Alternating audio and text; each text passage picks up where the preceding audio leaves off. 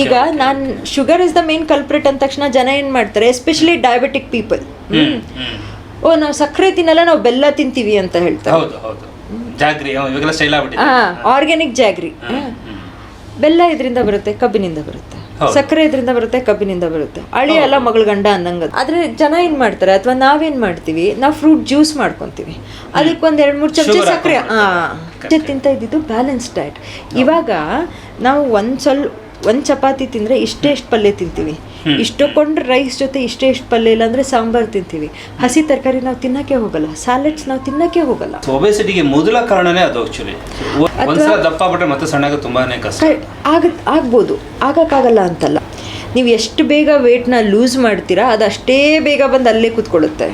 ನಾವೇನ್ ತಿಂತೀವಿ ನಾವು ಅದಿರ್ತೀವಿ.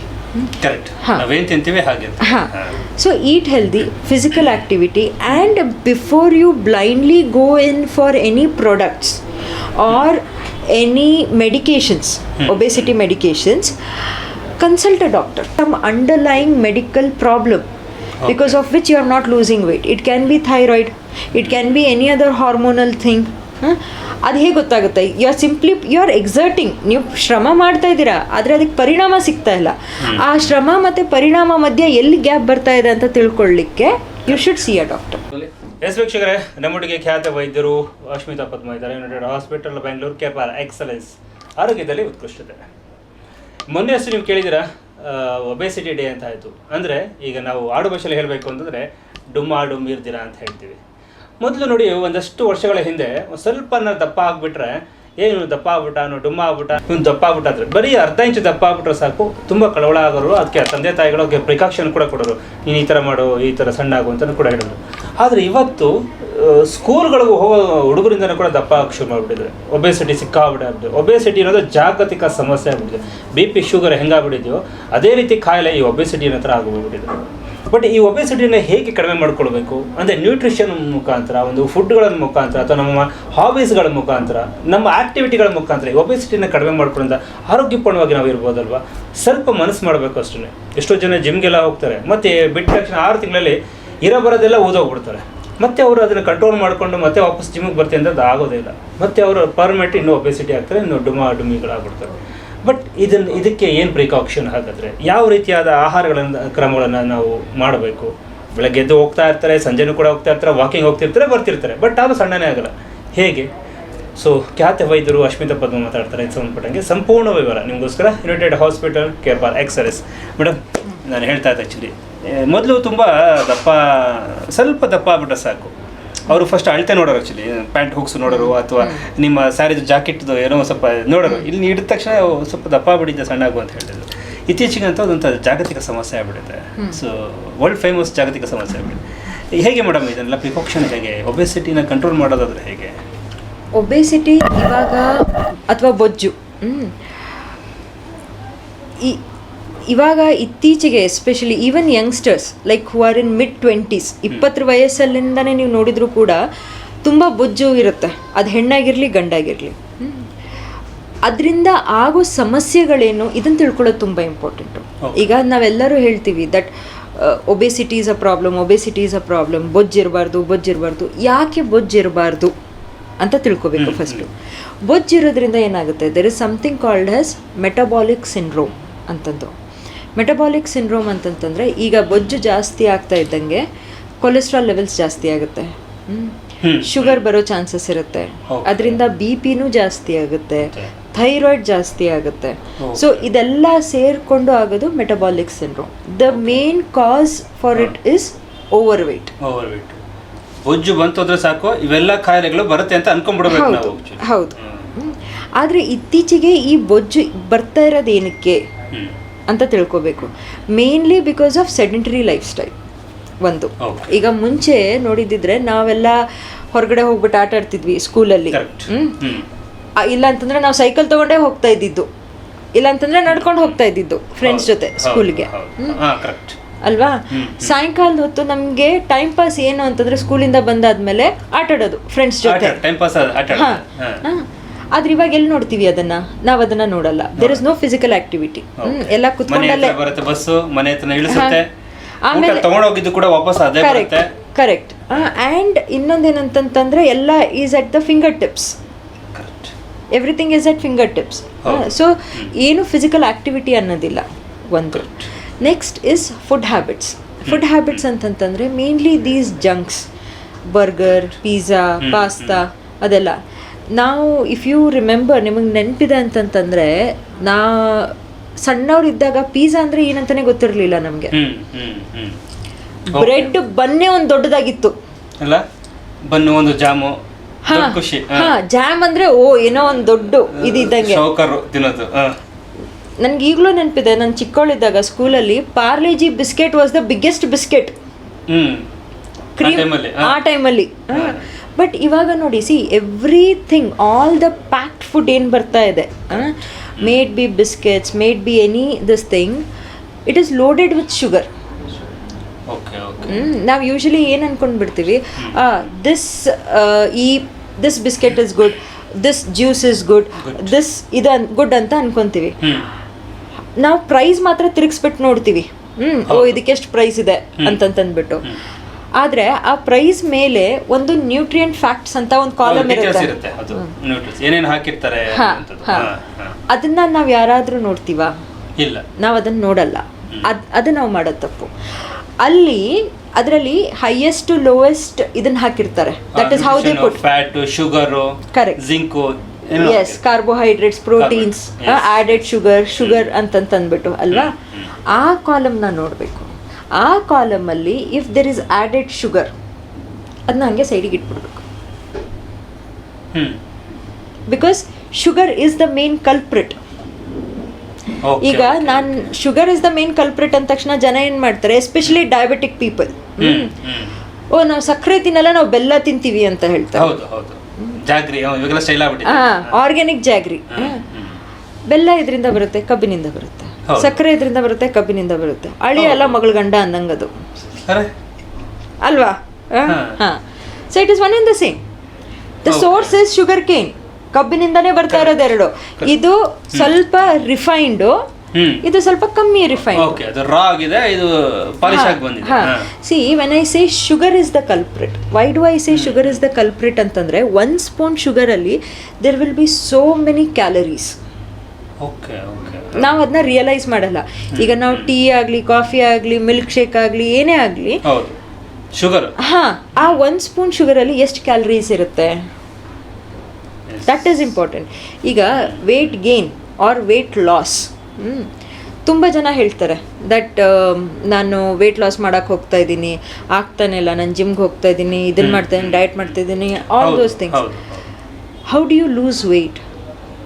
Weight loss can happen when you go into calorie deficit mode. Calorie deficit ಅಂದ್ರೇನು? ನಾನು ತಿನ್ನೋ ಕ್ಯಾಲರೀಸ್ಗಿಂತ ನಾನು ಬರ್ನ್ ಮಾಡೋ ಕ್ಯಾಲರೀಸ್ ಜಾಸ್ತಿ ಆಗಿರಬೇಕು. ಫಿಸಿಕಲ್ ಆಕ್ಟಿವಿಟಿ ಅಷ್ಟು ಇರಬೇಕು, ದೈಹಿಕ ಶ್ರಮ ಇರಬೇಕು. ಅಕಸ್ಮಾತ್ ಫಿಸಿಕಲ್ ಆಕ್ಟಿವಿಟಿ ಆ ಥರ ಇಲ್ಲ ಅಂತಂತಂದರೆ ನಿಮ್ಮ ಕ್ಯಾಲರಿ ಇಂಟೇಕ್ ಕಮ್ಮಿ ಇರಬೇಕು. ಈಗ ನಾನು ಕ್ಯಾಲರಿ ಇಂಟೇಕ್ ಕಮ್ಮಿ ಇರಬೇಕು ಅಂದ ತಕ್ಷಣ ಏನು ತಿನ್ನಲೇಬೇಡಿ, ಉಪವಾಸ ಇದ್ಬಿಡಿ ಅಂತ ನಾನು ಹೇಳ್ತಾ ಇಲ್ಲ. There are so many food which are low calorie, like fruits, natural fruits. Fructose ಇರುತ್ತೆ. ಫ್ರುಕ್ಟೋಸ್ ಬೇರೆ, ಸುಕ್ರೋಸ್ ಬೇರೆ, and it is a natural form of sugar than this refined sugar. ಆದರೆ ಜನ ಏನು ಮಾಡ್ತಾರೆ, ಅಥವಾ ನಾವೇನು ಮಾಡ್ತೀವಿ, ನಾವು ಫ್ರೂಟ್ ಜ್ಯೂಸ್ ಮಾಡ್ಕೊತೀವಿ, ಅದಕ್ಕೆ ಒಂದು 2-3 ಚಮಚ ಸಕ್ಕರೆ. One we do that. Second, ನಾವು ಎಷ್ಟಂತ ಹಸಿ ತರಕಾರಿ ತಿಂತೀವಿ? ಇಲ್ಲ, ಜಾಸ್ತಿ ತಿನ್ನಲ್ಲ. ಅಲ್ಲ, ಇವಾಗ ತಿನ್ನೋದೇ ಇಲ್ಲ ಯಾರನ್ನು. ನನಗೆ ನೆನಪಿದ್ದ ಹಾಗೆ ನಾವು ನಮ್ಮ ಅಜ್ಜ ಅಜ್ಜಿ ಊರಲ್ಲೆಲ್ಲ ತಟ್ಟೆಯಲ್ಲಿ ಈಗ ಚಪಾತಿ ಇರುತ್ತೆ, 2 ಥರ ಪಲ್ಯ ಇರುತ್ತೆ, ಅದ್ರ ಜೊತೆ ಈ ಮೆಂತೆ ಸೊಪ್ಪು, ಇಲ್ಲ ಅಂತಂದ್ರೆ ಮೂಲಂಗಿ, ಇಲ್ಲಾಂದ್ರೆ ಕ್ಯಾರೆಟು, ಇಲ್ಲಾಂದ್ರೆ ಸೌತೆಕಾಯಿ, ಈರುಳ್ಳಿ, ಇದನ್ನ ಕಟ್ ಮಾಡಿ ಕೊಡೋರು. ಅದೇನು, that is nothing but salad. ಈಗ ದೊಡ್ಡದಾಗಿ ಫಾರಿನ್ನಿಂದ ಇನ್ಫ್ಲುಯೆನ್ಸ್ ಆಗಿಬಿಟ್ಟು ದಟ್ ಸ್ಯಾಲೆಡ್, ಸೀಸರ್ ಸ್ಯಾಲೆಡ್, ಅದು ಇದು ಅಂತ ಹೇಳ್ತೀವಿ. ನಮ್ಮ ಅಜ್ಜಾಜಿ ಅವಾಗಿಂದಾನೇ ಸ್ಯಾಲೆಡ್ ತಿಂತಾ ಇದ್ರು. ಅಷ್ಟೇ ಅಲ್ಲ, ಹೊಲಕ್ಕೆ ಹೋದ್ರೆ ಅಲ್ಲೇ ಕಿತ್ಕೊಂಡು ತಿನ್ಕೋತಾ ಇದ್ರು. ಕರೆಕ್ಟ್. ಆದ್ರೆ ಇವಾಗ ನೀವು ಜನರಿಗೆ ಕೇಳಿದ್ರೆ ನೀವು ಎಷ್ಟು ಹಸಿ ತರಕಾರಿ ತಿಂತೀರಾ ಅಂತಂತಂದ್ರೆ, ಹೋಟ್ಲಲ್ಲಿ ಕೊಡೋ ರೋಟಿ ಕರಿ ತಟ್ಟೆಯಲ್ಲಿ 1-2 ಈರುಳ್ಳಿ, 2 ಸೌತೆಕಾಯಿ ಸಿಗುತ್ತಲ್ಲ, ಅದೇ, ಅದಕ್ಕಿಂತ ಜಾಸ್ತಿ ಸಿಗಲ್ಲ. ಕರೆಕ್ಟಾ? See you need to maintain a balanced diet. ಅವಾಗ ಮುಂಚೆ ತಿಂತಾ ಇದ್ದಿದ್ದು ಬ್ಯಾಲೆನ್ಸ್ಡ್ ಡಯಟ್. ಇವಾಗ ನಾವು ಒಂದು ಚಪಾತಿ ತಿಂದರೆ ಇಷ್ಟೇ ಪಲ್ಯ ತಿಂತೀವಿ, ಇಷ್ಟೊಂಡ್ರೆ ರೈಸ್ ಜೊತೆ ಇಷ್ಟೇ ಪಲ್ಯ ಇಲ್ಲ ಅಂದರೆ ಸಾಂಬಾರು ತಿಂತೀವಿ. ಹಸಿ ತರಕಾರಿ ನಾವು ತಿನ್ನೋಕ್ಕೆ ಹೋಗಲ್ಲ, ಸ್ಯಾಲೆಡ್ಸ್ ನಾವು ತಿನ್ನೋಕ್ಕೆ ಹೋಗಲ್ಲ, ಹಣ್ಣನ್ನ ಹಾಗೆ ತಿನ್ನಿ. Actually to say some dieticians say that ಫ್ರೂಟ್ಸ್ನ ಹಾಗೆ ತಿನ್ನಬೇಕು, then you absorb the complete nutrition of the sugar of the fruit ಅಂತಂತಂದ್ಬಿಟ್ಟು. ಹಣ್ಣು ತಿನ್ನಿ, ಹ್ಯಾವ್ ಸ್ಯಾಲೆಡ್ಸ್, ಹಸಿ ತರಕಾರಿ ತಿನ್ನಿ. Not everything has to be ಏನಂತಾರೆ ಪಾಸ್ತಾ ಆಗಿರಲಿ ಅಥವಾ ಪಿಜ್ಜಾ ಆಗಿರಲಿ ಅಥವಾ ಸಮ್ ಡೆಲಿಕಸಿನೇ ಆಗಿರಬೇಕು. ಹೌದು, ಈಗೆಲ್ಲ ಸಿಕ್ಕಾಬಿಟ್ಟೆ ತುಂಬ ಚಿತ್ರಗಳೆಲ್ಲ ಬಿಟ್ಟು ಲೈಟ್ ಎಲ್ಲ ಹಾಕ್ಬಿಟ್ಟಿರ್ತಲ್ಲ, ಸೊ ಆ ಫುಡ್ ತುಂಬ ಚೆನ್ನಾಗಿರುತ್ತೆ. ಸೊ ಅದನ್ನ ತಿನ್ಕೊಂಡು ಬರ್ತಾರೆ ಅಷ್ಟೇ. ನೀವು ಹೇಳಿದ ಅದೆಲ್ಲನೂ ಕೂಡ ಇಲ್ಲಿ ಬಿಟ್ಟಿರ್ತಾರೆ. ಸೊ ಒಬೆಸಿಟಿಗೆ ಮೊದಲ ಕಾರಣನೇ ಅದು ಆಕ್ಚುಲಿ. ಒಂದು ಅದು ಇತ್ತೀಚೆಗಂತೂ ಮೊಬೈಲ್ ಬಂದ್ಬಿಟ್ಟಿದೆ ಬಿಡಿ, ಎಲ್ಲೂ ಅಲಾಡಲ್ಲ. ಸೊ ಬುಕ್ ಮಾಡಿದೆ ಮನೆಗೆ ಬಂದ್ಬಿಟ್ಟು ಅದ್ರಲ್ಲಿ ಏನು ನ್ಯೂಟ್ರಿಷನ್ಸ್ ಇರುತ್ತೋ, ಏನು ವಿಟಮಿನ್ಸ್ ಇರುತ್ತೋ, ಜಿಂಕ್ ಇರುತ್ತೋ, ಏನಿರುತ್ತೋ ಯಾರು ಕೂಡ ಗೊತ್ತಿಲ್ಲ, ಸುಮ್ ತಿಂದ್ಬಿಡ್ತಾರೆ. ಆಮೇಲಿಂದ ಲೇ ಕೂತಿರ್ತಾರೆ, ಬೆಳಗಿದ್ದು ಜಿಮ್ಗೆ ಅಂತ ಹೋಗ್ತಾರೆ, ಮತ್ತೆ ಒಂದು 4 ದಿನ ಹೋಗ್ಬಿಟ್ಟು ಟೈಮ್ ಅಡ್ಜಸ್ಟ್ ಆಗಿಲ್ಲ ಮತ್ತೆ ಬರ್ತಾರೆ, ಮತ್ತೆ ಎಷ್ಟು ದಪ್ಪ ಫ್ರೀ ಸೈಜ್. ಆ್ಯಂಡ್ ಇನ್ನೊಂದು ಇತ್ತೀಚೆಗೆ ನಾನು ನೋಡಿರೋದು ಅಂತಂದರೆ so many medications, like so many private companies, this formula, this powder, ಆ ಪೌಡರ್, ಈ ಪೌಡರ್, ನ್ಯೂಟ್ರಿಷನ್ ಪೌಡರ್ ಏನೇನೋ ಹೇಳ್ಬಿಟ್ಟು ಜನಗಳೆಲ್ಲ ಸೇರಿಸೋದು, ಯಾವ ಹೆಸರು ಬೇಡ, ಆರ್ ನ್ಯೂ ಹೊಸದಾಗಿ ಬಂದಿದೆ, or new medicine in the market for obesity. See, all the obesity drugs are wrong anta nan helalla, but there is a criteria to it which you need to fit in to start a obesity medication. And usually obesity medications are lifelong. Yakantandre it is helping you lose weight, but once you remove it, the chances of your weight coming back is also high. ಒಂದ್ಸಲ ದಪ್ಪ ಬಿಟ್ರೆ ಮತ್ತೆ ಸಣ್ಣಗೆ ತುಂಬಾನೇ ಕಷ್ಟ. ಆಗ್ಬೋದು, ಆಗಕ್ಕಾಗಲ್ಲ ಅಂತಲ್ಲ, ಆಗ್ಬೋದು. But it should take time. ಈಗ ಸ್ವಲ್ಪ ಜನ ಏನಿದು ಮಾಡಿಬಿಡ್ತಾರೆ, 3 monthsಲ್ಲಿ 10 kilos ಕಮ್ಮಿ ಮಾಡಿಸ್ಬಿಡ್ತೀನಿ, ಅಥವಾ in 2 kilos you will lose, 2 months you will lose 5 kilos 7 kilos ಅಂತಂತಂದು. What I would suggest is please don't fall for such things. ನೀವು ಎಷ್ಟು ಬೇಗ ವೇಟ್ನ ಲೂಸ್ ಮಾಡ್ತೀರಾ ಅದು ಅಷ್ಟೇ ಬೇಗ ಬಂದು ಅಲ್ಲೇ ಕೂತ್ಕೊಳ್ಳುತ್ತೆ. ಯಾಕಂತಂದರೆ wherever you lose weight, it becomes ಸಡನ್ನಾಗಿ ವೇಟ್ ಲಾಸ್ ಮಾಡಿದಾಗ it becomes a fat depot area. So once you stop doing whatever you are doing, it can be gym, it can be using any products, the fat coming and sitting there will also be very fast. Okay okay. So immediate ಜಿಮ್ಗೆ ಸೇರ್ಕೊಳ್ಳೋದು, immediate ಬಿಟ್ಟರಾಗ ಅದು immediate obesity ಆಗಿರುತ್ತೆ. Do slowly. ಅಂದರೆ first thing is what you eat. ನಾವೇನು ತಿಂತೀವಿ ನಾವು ಅದಿರ್ತೀವಿ. ಕರೆಕ್ಟ್, ನಾವೇನು ತಿಂತೀವಿ ಹಾಗೆ.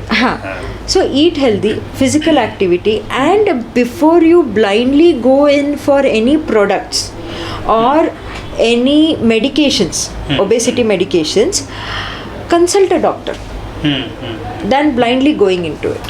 ಕರೆಕ್ಟ್. ಸೊ ಈಗೆಲ್ಲ ಗೂಗಲ್ ಚೆಕ್ ಮಾಡ್ತಾರೆ, ಓಕೆ ಇದು ಬಂದಿದೆ ನೋಡಿ, ಯಾರು ಹೇಳಿದ್ರೆ ಅದನ್ನ ಹಾಕೋ. ಆಮೇಲೆ ತುಂಬ ಸತಿ ಇನ್ನೊಂದೇನಾಗುತ್ತೆ ಅಂತಂತಂದರೆ, ಪಾಪ ಸ್ವಲ್ಪ ಜನ ಬೊಜ್ಜನ್ನ ಕಮ್ಮಿ ಮಾಡ್ಬೇಕಂತನೂ ಟ್ರೈ ಮಾಡ್ತಾ ಇರ್ತಾರೆ. ಜಿಮ್ಗೆ ಹೋಗ್ತಾರೆ, ಡಯಟ್ಗೆ ಹೋಗ್ತಾರೆ, they do so many things. ಅಂದ್ರೂ ವೇಯಿಂಗ್ ಸ್ಕೇಲಲ್ಲಿ 1 kilo ಕಮ್ಮಿ ಆಗಿರಲ್ಲ.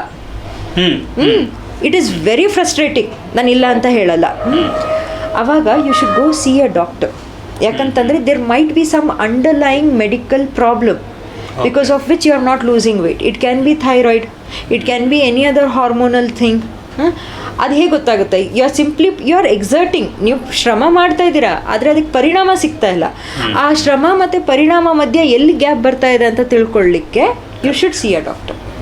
ಓಕೆ. ಸೊ ಹಾಗಾದರೆ ಮುಖ್ಯವಾಗಿ ಒಬೆಸಿಟಿ ಅಂದರೆ ಬೊಜ್ಜು ಬರೋದಕ್ಕೆ ಸೊ ಮುಖ್ಯ ಕಾರಣ ಅಂದರೆ ನಮ್ಮ ಲೈಫ್ ಸ್ಟೈಲ್, ಅಂದರೆ food. First of all food. ಒಂದು ಎರಡನೇದು ಅಂದರೆ ನಾವು ಫಿಸಿಕಲ್ ಆಕ್ಟಿವಿಟಿ ಮಾಡಲ್ಲ, ಅಂದರೆ ವ್ಯಾಯಾಮಗಳು ಇದೆಲ್ಲ ಮಾಡಲ್ಲ. ಇಲ್ಲಾಂದರೆ ವ್ಯಾಯಾಮಗಳನ್ನು ಮಾಡಿದ್ರೆ ಇಮಿಡಿಯೇಟ್ ಬಿಟ್ಬಿಡೋದು. ಸೊ ಮತ್ತೆ ಅದು ವಾಪಸ್ ಬರಲ್ಲ. ಇದು ಮುಖ್ಯವಾದ ಕಾರಣ ಅಂತ ನೀವು ಹೇಳ್ತೀರಿ. First of all food. Correct. ಯಾವ ಥರ ಫುಡ್ಗಳು ತೊಗೊಂಡ್ರೆ ನಾವು ವೆಯ್ಟ್ ಲಾಸ್ ಆಗ್ಬೋದು? ಇದು ಎಷ್ಟೋ ಜನ ಹೇಳ್ತಿರ್ತಾರೆ, ಇದನ್ನು ತೊಗೊಂಡ್ರೆ ಕಮ್ಮಿ ಆಗ್ಬಿಡ್ತೀಯ ನೀವು ಅಂತ.